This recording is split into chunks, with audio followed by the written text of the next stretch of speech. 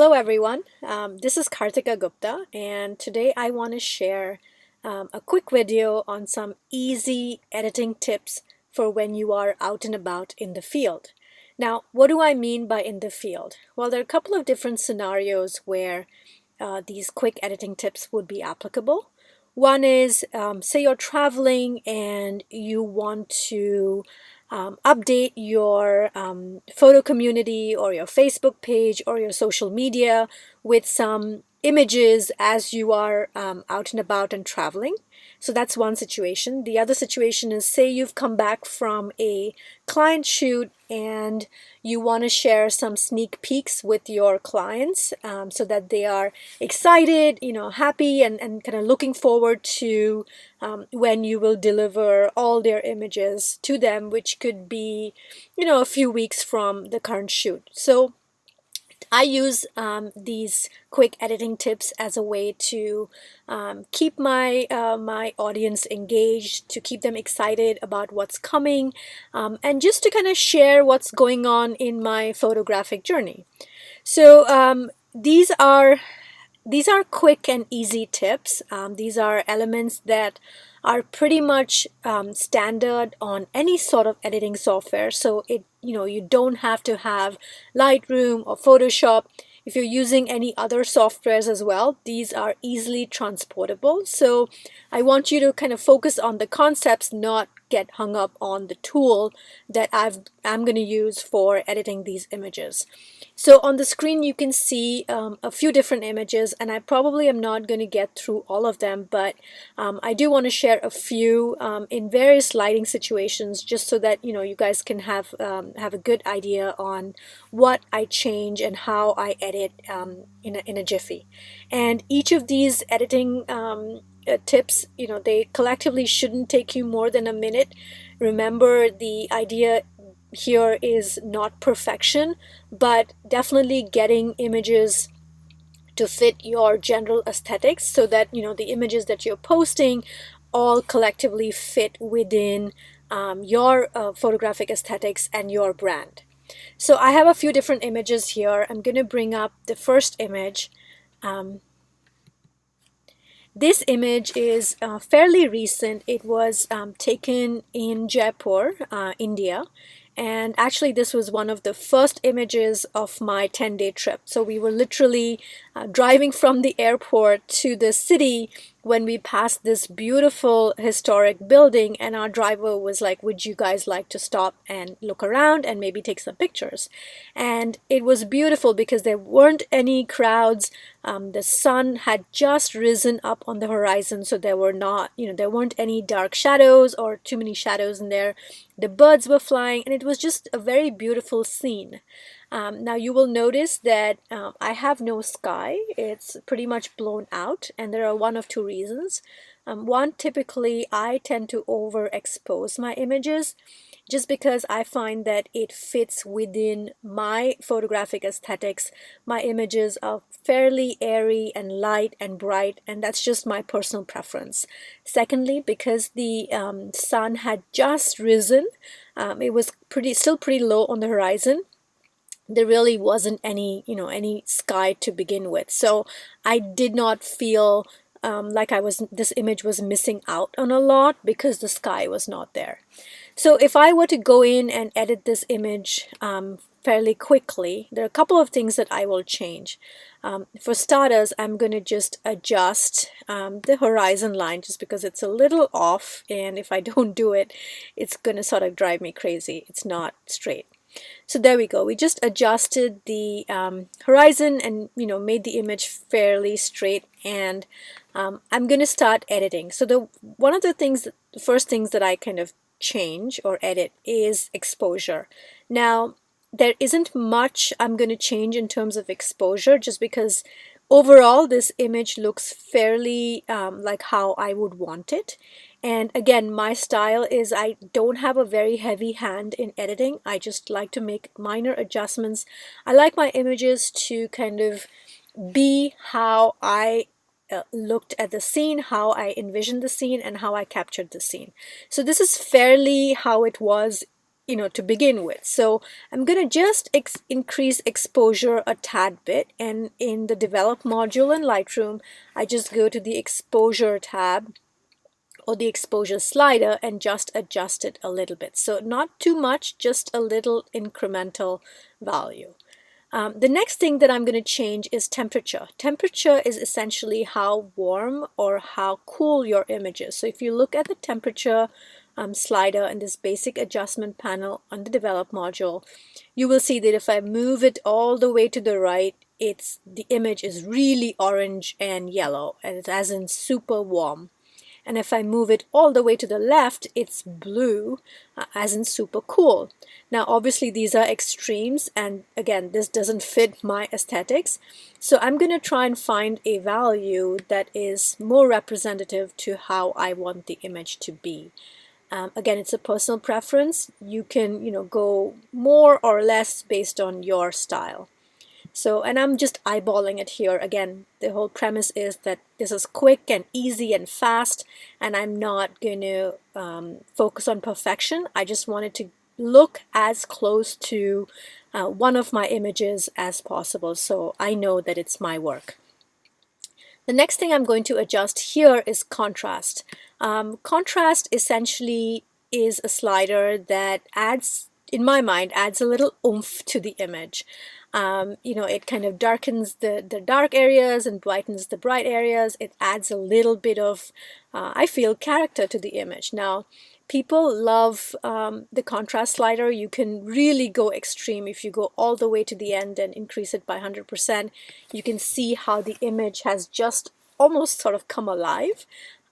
It's a look that a lot of people love, but I'm not going to go this extreme. I will probably move it to a number closer to 30. I find that, I like it between 25 to 35 for the most part works for me. And that's it. That's all I'm going to change. So I changed exposure just a little bit. I warmed up the image again just a little bit to bring out some of the oranges and the yellows and the browns in the building. And I adjusted contrast again to give it that oomph. And that's it. I'm done with this image. I can safely export it, upload it to my social media, put a tagline in or some commentary in, and move on. The next image is of Griffith Observatory in downtown Los Angeles. And this is again, this was again shot at sunrise, very close to sunrise. In fact, we hiked up sort of in the dark and we waited for the sun to come up. And I remember the exact situation where the sky was just this magical yellow because the sun had just risen. So you can see that in the image as you go from the left to right. The left is slightly more orange or yellowish, and then there's slight pink tones as you move across the image. So you have Griffith in the foreground and you have the skyline, downtown Los Angeles, in the background. Now here I don't want to adjust exposure. I kind of want that slightly silhouette look for Griffith. Maybe I'll just increase exposure just a tad bit, like plus 10. I will adjust temperature here because I want to warm it up, but just a little bit. I don't want to go too crazy by doing, kind of 9759 in terms of the temperature value. But I will probably go to maybe around 775. And if you don't get the exact number with the slider, you can always click on the value and manually enter in rather than fighting with the slider. So this looks just about right. I might actually reduce it a little bit because I'm finding that when I increase it to 7.5, I'm losing a little bit of the background. Now I can, go in and I can mask out the background or, drop the highlights. But again, I want something quick and easy and fast.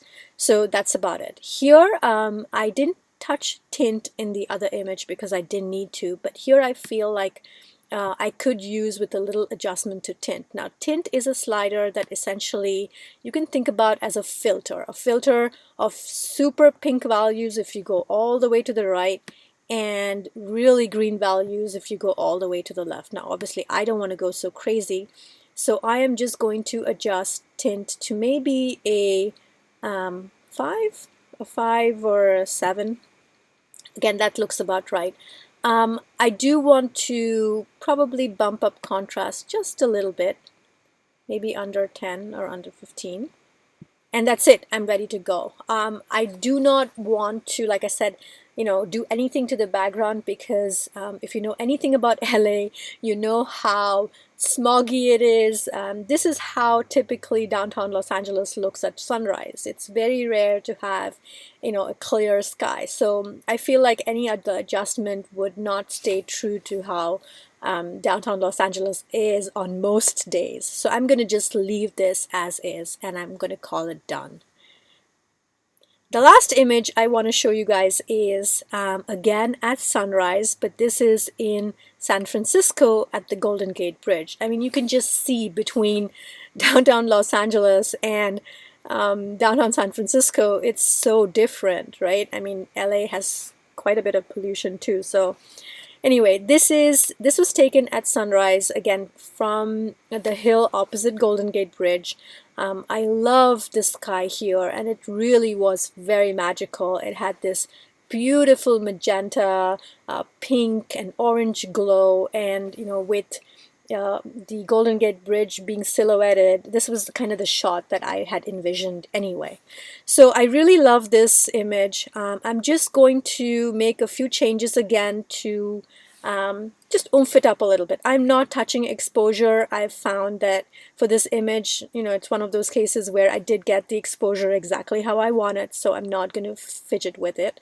I am going to change temperature a little bit, and here I'm actually going to reduce the temperature a tad bit, because I want that bluish looking sky to accentuate the golden of the sun and the pink rays and all that wonderful thing that's happening right here. So I'm going to reduce the temperature just to maybe 4 or 5. That looks about right, for 4, 7.